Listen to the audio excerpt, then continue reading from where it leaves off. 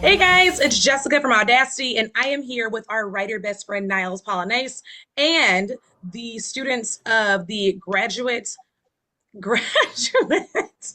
or we just talked about this before we got on camera, y'all. The Graduate Employee Organization over at University of Michigan. For those of y'all who did not see our last interview with them back in, my God, what was it, 2022, 2023? Three, Oh 2023. yeah, Yeah. 2023. 2023. Make sure y'all check that out. I'll put that in the comments below so that you guys can see where we started and how we got here. But today we are catching up and we have all new faces. So, guys, let's start off kind of just going around the room and telling everybody in the audience who you are and how y'all rep for GEO. Hi. Okay. Go ahead, Zoe. Yeah, go ahead. Hi, I can start. I'm Zoe. I am a first year master's student in the School of Art, and I am a communications co-chair for the Graduate Employees Organization. Hi, I'm James Zumel Dumlao. I'm a third year PhD candidate in the School of Information. I'm a steward in the School of Information and one of the co-head stewards for the professional schools. Hi, I'm Lavinia Dunnigan. I'm the other comms co-chair in GEO, and I'm a third year PhD student in the School of Information. Awesome. Thank you guys. Thank you guys so much for being here. I really appreciate it.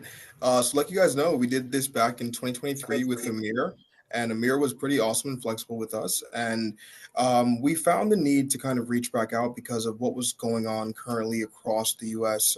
Right now, I'm based in Spain, but that does not mean that I'm not up to date with the news.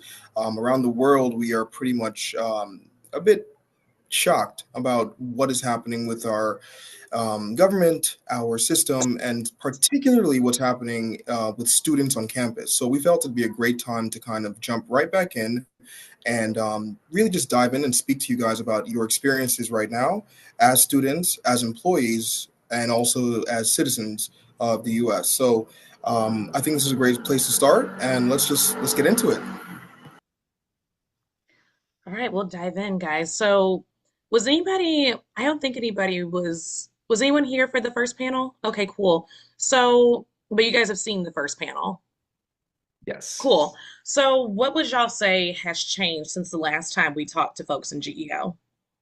2023, we had just begun our strike during that bargaining cycle. And it ended up being a very long strike, in part because negotiations with the university ended up just being very contentious. We didn't reach a tentative agreement until August, which was right before, obviously the next school year came around. During the strike, we ended up withholding grades. That was one sort of big piece of leverage that we thought we had. But unfortunately, the university ended up pressuring faculty to input fake grades in order to sort of reduce the impact of the strike. Um, the university also ended up withholding the April paychecks of striking grad students. However, there ended up being a back pay agreement that resulted in many of those people recouping the salary that they had lost during that period. In general, I think the strike was quite successful. We ended up winning $20 million in new compensation for grad workers. We also got healthcare for trans grad workers and childcare for parents and caregivers. So there were some big wins. That's, I think, a good recap of what happened during the last strike. Yeah, and kind of to bring it to more recent events, like Lavinia and I were around for the 2023 strike. We were first years, just like seeing what was going on. But yeah, since then, grad workers are a lot more financially secure on campus. From the lowest paid to like what we got now, it was like roughly a 60% increase with like guaranteed summer funding. Um, but there's definitely, as you mentioned, some broader world events and policies since we last spoke. So, in particular, after October 7th, there was the renewed war on Gaza, and also more recently the re-election of Donald Trump, um, and the presidential administration's policies, as well as our university administration's policies have made it the exertion of our worker power via like political activities much more dangerous. Um, yeah, so I would say that the current events demonstrate that our wins, while there were many and are very impressive, they don't meet the needs of all graduate workers for example, like one of the wins that we got was an International Graduate Worker Assistance Fund, which the university puts $20,000 in each year, and like students can request $1,000 from. That's like 20 international students, right? We've already seen 10, I think it's no, sorry, 12 current students and 10 recent graduates have their visas revoked, right? So that's already, if all of them pulled from that fund, it would already be exhausted. So I think there's a lot more to do.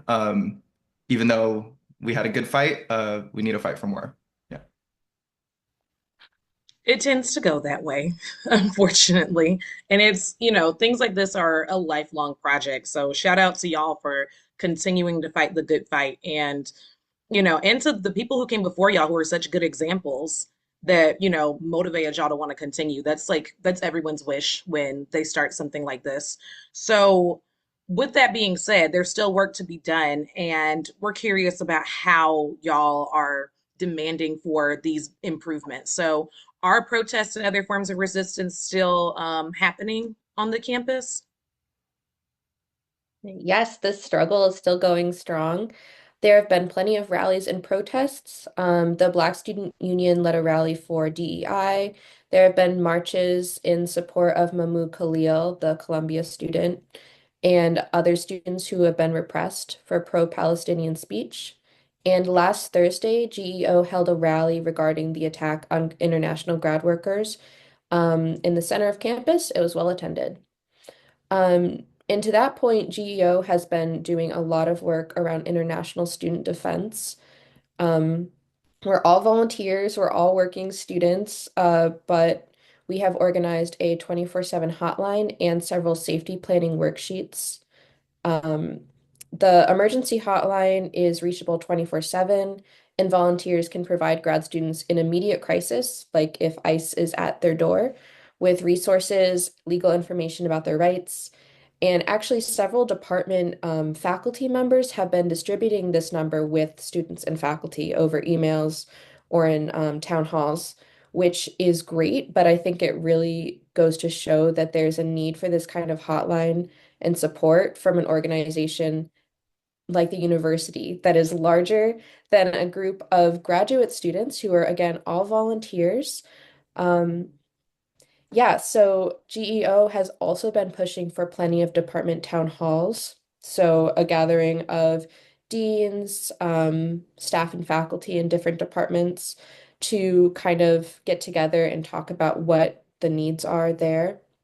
And those meetings have happened in several departments and they're ongoing and have been really productive so far. That's great. And the uniqueness of the new resources that you guys are finding and how the university is trying to become more collaborative, that's great progress to hear.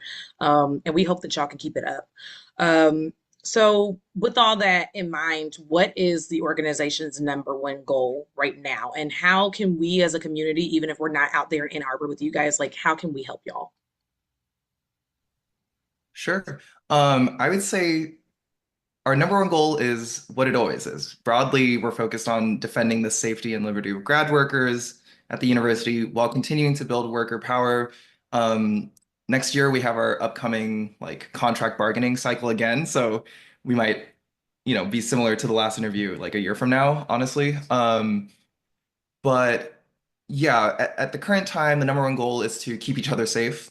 Um, we have like Zoe was mentioning the international student defense. It's a workplace issue, right? Like how can us and our coworkers be at work doing research, teaching when we fear our colleagues or some of our colleagues are being deported.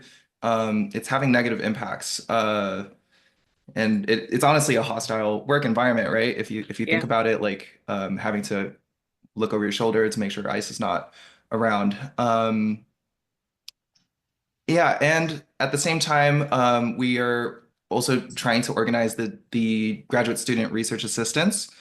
Um, so this has kind of been a separate track for a long time, but it is related, right? So many international students are research assistants in the schools of engineering up on North Campus, et cetera. And we see our efforts in defending each other as contributing to the broader project of empowering international as well as citizen grad workers. Um, right. So currently, like GEO represents like the instructors and the staff assistants. And we previously covered the research assistants as well. But in the 80s, I think there was like a court hearing where, or a case that separated the research assistants from the instructors and the staff assistants. So since then, like research assistants a lot of times get the same benefits as GSIs win. GSIs are graduate student instructors, um, but are technically not covered under the contract. And in 2012, like the Michigan State Legislature overturned, or they passed a law saying that like, sorry, in 2023, like the Michigan State Legislature passed a law that GSRAs, the research assistants, could then join the union. Um, and so GEO is working to have these graduate researchers in all departments join us, but we're collecting cards for a union election now, and we've definitely been seeing like the current moment galvanizing a lot of international students to participate, and we want them protected in a union contract, which they currently are not, a lot of them. So yeah, I think Lavinia, you have some other stuff as well, right? Yeah, so speaking about ways that sort of the broader community can support us, as Zoe said, like we're an organization with limited resources. So we have set up a solidarity fund where people can donate if they want to financially contribute. I can just say the link. It's bit.ly/EO, all caps, worker solidarity. And then worker and solidarity are both capitalized. So if anybody wants to, shoot a couple bucks over there, that'd be great. We'll put it in the Besides that, obviously. yeah. Oh yeah, that'd be fantastic. Yeah, Thank we'll you. put it in the description so people can donate because give them your money, guys. Please. Yeah, besides that, like obviously if you are in the greater Detroit area or just around Southeast Michigan, showing up to our events is fantastic. It's a great way to sort of just show the university that, there are people supporting us in the broader community. And then besides that, we do have social media. So if you just want to know sort of like what's going on with us, it would be great to follow one of those accounts. Yeah. Absolutely. So I want to talk a little bit more about how this has become a hostile work environment because of concerns about ICE presence on campuses. Like we've seen like the not just arrest, but the actual detention and institutionalization, if you will, of international students on campus, particularly people who have been standing up against genocide. And, there is the arrest, there's also withholding graduations. Has University of Michigan been seeing any of these same issues?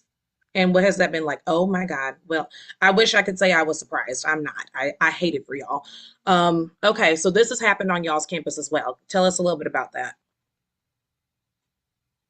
Yeah, so as you say, this has been a broader pattern, but I think the level of repression at U of M specifically has been pretty exceptional. And I think in general, the sort of climate of fear that we're seeing right now, that's affecting many international students, actually in some ways began with the repressive actions that were taken by the university against pro-Palestine protesters specifically. Like this is really just that kind of like spreading out to a broader population.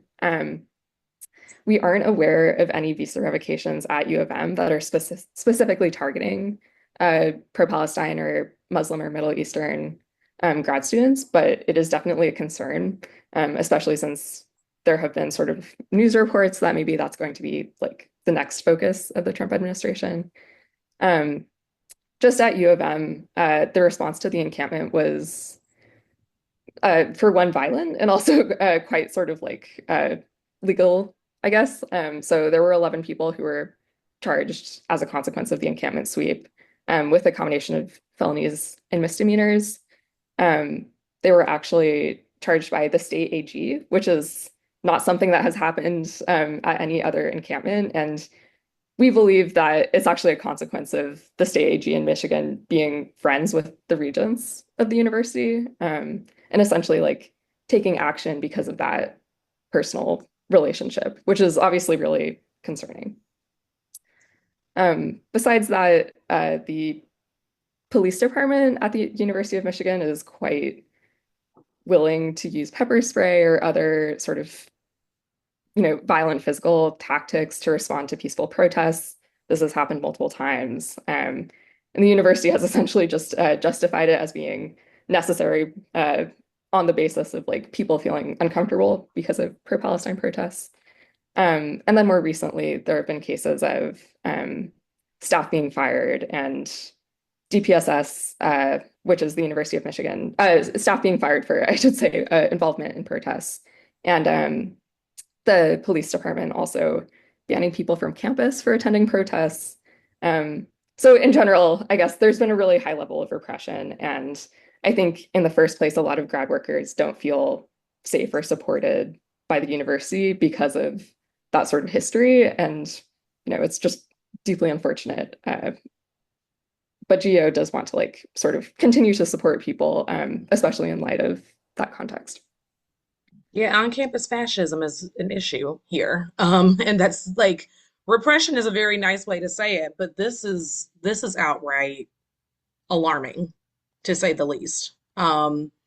This oof. So I'm actively infuriated hearing you say Yeah. this. So I am something I want to add actively too, something I want to add too is like given that history of like DPSS brutalization of student protesters, the university like the Central University's advice or their policy of how you should respond if you see ICE federal agents on campus is to call DPSS, right? So calling the cops on the cops, um, honestly is it's alarming that's the number one line. They're like, oh, if you see ICE, you definitely need to call DPSS right away. I'm like, whoa, yeah, Yeah, let's call definitely more kind of a people. different response than what we would hope. Yeah. Oh God. Okay, so this is not on the list of questions, but are y'all worried that there will be repercussions against y'all for this interview right now? Are you afraid? Good. Okay, good. I We're will gonna keep say, eyes on y'all for now. yeah, we are all citizens. And Yeah. I think a lot of international students specifically have already been feeling like unsafe talking to the press or Yeah. really putting their names out there in any way because of, the possibilities Yeah. of retaliation.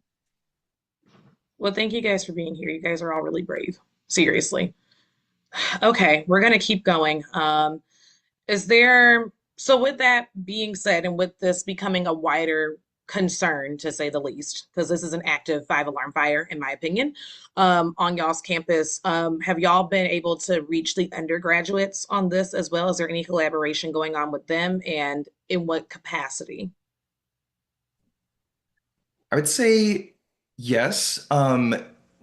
We have a lot of collaboration with undergraduate students. It can be difficult to cross between, the grad programs and the undergraduate programs. However, I would say yeah, we mentioned earlier there was the Rally for DEI with the Black Student Union, right, which we tried to help promote. GEO was heavily involved in the Tahrir Coalition, which is a coalition of 90 plus student organizations, many of which are undergraduate student undergraduate student organizations, and all in they were all kind of aimed at divesting our endowment from like Israel and also, broadly Palestinian liberation. So there's been a lot of collaboration there. I would also say that there are undergraduate like worker unions forming. So recently the res staff okay, I'm not, so it's different union. I don't know their acronym. I think it's RAO, but it's the residential staff. So the folks who, yeah, are basically like taking care of other students living on campus. They recently unionized and we talk to them at every campus labor event. I believe the Sweetwater's on campus is also now a unionized workplace, which is amazing. I've talked to some of the folks there. A lot of times it can be difficult to like find ourselves in the same spaces, but when we do, it typically makes for a much stronger splash. So there's much more of them than there are of us. So it'd be great if we could continue to collaborate that way. Yeah. I really love that. Like, I sense like a little bit of positivity in that. Bringing them to the table. I know the undergraduates have a lot of energy. I'll just go ahead and say that now. I remember my days there. But yeah, guys, especially over the last like 45 seconds, 30 seconds talking about what we were talking about. It really hit me how real this is. For not just the workers, but students, folks just living their lives at these universities with fear that their universities, who they're paying into, won't even back them up if it came down to the wire. And that's the most frightening part, right? But with that being said, like I just mentioned, there's a sense of positivity here. Is there anything the university is doing to support you guys in these moments? Is there anything going on? And I'm sorry for the noise in the background. I'm outside right now, but is there anything that they're doing to support you guys? For example, the other day I just saw my advisor on LinkedIn repost the DEI, the pro DEI protest on LinkedIn. So I was really happy to see that. But is there anything that you guys have noticed that U of M is doing to support your cause? So I would say, just like your past professor, there's been a lot of faculty support for DEI and in support of international students. The Faculty Senate has actually been organizing rallies and marches around DEI. So there are plenty of individuals who want to help students, but I would say that they have been hindered by the upper level administration. And many faculty members are international themselves and are scared. So the crisis does extend beyond students. President Ono, the president of the not the United States, President Ono, the president of the University of Michigan, and his administration have really not offered substantial help in the way of legal defense for international students. So the first visa revocation happened, I believe, April 9th. And the UM community did not receive any notice from Ono until 4 days later when they released an email with a statement that was, negative. They said, "Oh, we don't like that this is happening." But for help, they pointed to online FAQ pages on their website and the fact that students can receive 30-minute long legal consultations for free. So obviously, this is not comprehensive support for vulnerable members of our community. It certainly did not make people feel safer. So I will say that individual departments, like I said, faculty and staff who are supportive, have created new resources and policies in response to the visa revocations. We just want these protections to reach all workers and students across the university. So support from upper level administration is really necessary. Thank you for that. And I'm sorry that, your administration is not being as supportive as they could be. It's crazy. But with this, right? So moving into this, do you guys feel a sense of fear on campus? Is there like a sense of self-censorship? Are people already sort of like guarding themselves against the actions they could do for protection? Do you guys sense that already? I would say there is a sense of fear, and as Zoe mentioned, not just in students, but among faculty and staff as well. But despite that, the willingness and the need to resist is as strong as it's been, right? Things get bad, but like that's when we need to act the most. So actually, we've been seeing more involvement from members and many international members who haven't previously been involved. These international members have the most at stake in our current fight and are finding safety and collective action and mutual aid to figure out how to win protections for themselves, right? So one thing, like, although it's great that like many of our members who are more privileged, they have citizen privilege and that sort of thing, like us, we're coming on here and spreading the word. Like at the end of the day, like people are in it to defend themselves, and I think that's really important to keep in mind. I wouldn't say there's self-censorship, although many of the departments are changing their like DEI departments names. School of Information has shifted to the, I think it's like Office of Culture and Culture and Community, or is that right, It's Liv? the Office of Organizational Culture and Community. And Great. then the School of Social Work has renamed its DEI office to Flourish. Flourish. So there's that. I wouldn't, I mean, they're still doing a lot of the same stuff, changing their names. So there's that kind of thing going on. But in general, it's more we're having to be more creative in terms of how we get folks to participate and exert their power. Yeah, so I Okay. wouldn't say people are shrinking back. In fact, they're finding new and creative ways to fight for themselves. They're just adapting. They're adapting to the pressure. I love that. I love that. Absolutely. They're not giving up. We're just shifting it a little bit. I love that. With that being said, are you guys in community with other GEOs across the nation, Colombia, anywhere else? And how does that work?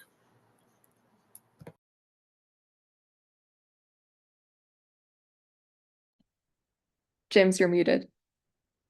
Sorry. Since our strike, we've had it. Our strike was pretty big. It was a long strike and got a lot of coverage, and that allowed us to connect with a lot of other graduate worker unions across the country. We've been sharing information, sharing tactics a lot. We were in consultation with like people who were fighting around the same time. So like Columbia, um, the UC system, we were talking to those folks at the time, and we also paid that back, paid it forward with other unions forming around the country. Here on campus, we're constantly talking to other labor organizations, right? LEO, so we're GEO. LEO is the lecturers. We share an office, so we're pretty close as union siblings. And there's AAUP, which is like the faculty are not like unionized, but like they have a organization called AAUP, which we organize with. We also talk to like the construction unions in Ann Arbor, through the like Huron Valley Area Labor Federation. Yeah, so um, unions are talking to each other. We don't always agree, but I think in this moment we have a lot to agree about. And I'm hoping, yeah, some kind of broad collective action would be ideal, I think, to exert the most pressure on the university to support its students and faculty and staff. Yeah, James, that's huge. That's really huge. Anybody want to add into that? We're good. We're good. Okay, cool. Last but not least, well, that's the second to last. Second to last. Is there anything you guys would like to say to the Trump administration, the University of Michigan administration, or any leadership that might be putting pressure on you guys? Anything you'd like to say to them? I think first and foremost regarding the visa revocations, I do just want to say that like international students, international grad workers are really valuable members of our community who are contributing in so many ways. They're doing research, they're teaching, they're just, contributing to sort of like the intellectual life of our campus. Um, and I think the kind of framing that the Trump administration has had is that like these people are only taking from the US, right? And like there's no reason to sort of like keep them here. And obviously that's ridiculous. We know that from our personal experience. Um, but more than that, workers in general at U of M and across the country do really just deserve a safe workplace where they can, do their labor, earn a living wage, etc. And we want U of M specifically to care about its employees, to support us, especially at this very dangerous time. Regarding the Trump administration, I'm not sure that I have anything particularly meaningful to say. I don't know if someone else wants to take that.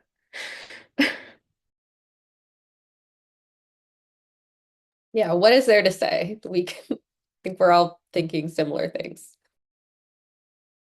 All right, I'll take that. No words, no words. And then to wrap this up, um, what can our viewers do? And folks, anyone who's watching this, what can we do to support you guys in the long run? I know we've got social media, we've got a solidarity fund. What else can we do? I would say right now I do want to, well, so social media at GEO3550 on socials. And I do want to emphasize the Worker Solidarity Fund. Right now, I think that's probably the most material and immediate way to help. graduate workers. It's currently already being used to support students for at immediate risk with legal consultations, etc. And the plan is to use it into the future whenever like members need it, right? So you can read into that if you'd like, but it will definitely help us exert power, not just for defense. Right now we're playing defense. We do need to go on the offense eventually, and the Solidarity Fund is probably the most you could do to help amplify our efforts. Yeah. And I'd like to just add to that we are celebrating our 50th anniversary as a union this year. We are the oldest graduate student union in the country, and so donating to this Solidarity Fund is going to help us kick off another 50 years of organizing. That's amazing. All right. That's amazing. Happy anniversary. Longest continuously running. I love that. I absolutely love that. Happy anniversary, guys. Well, y'all, something to celebrate in dark times. Yes. Yes, and it's a need. There's still a need for joy and for celebration, because as many bad things that are going on, there's still great things happening too. Well, guys, before the Zoom kicks us out, I'm going to go ahead and sign us off for the folks on YouTube. But thank you, James, Zoe, and Lavinia, for being here. Thank you, Niles, my writer soulmate, my writer. Always here, always here. Guys, if you want to support GEO, make sure that you donate. Even $1 helps. And we will see you guys next time. Bye, guys. Hi, thank you so much. Thank you so much. Thank you guys for being here. I really appreciate it. See you next time. Thanks so much. Go Blue.